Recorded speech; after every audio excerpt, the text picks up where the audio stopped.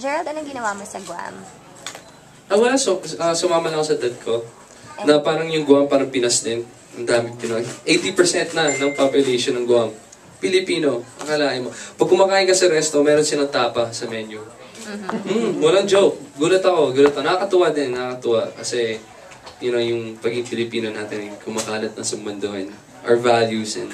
Taga doon ba daddy mo? Hindi naman. Bakit Guam ang napili mo?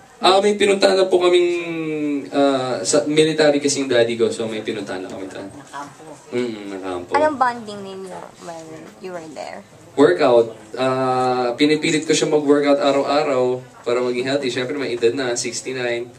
So yun, pinipilit ko siya mag-workout and yeah. Ngayon lang kasi din ako nagkaroon ng time with my family na mahaba talaga, na walang pero medyo naputol din ng konti dahil sa trabaho, dahil sa MMK. But after ito, medyo pamilya na po ako. Ilang days ka ba doon?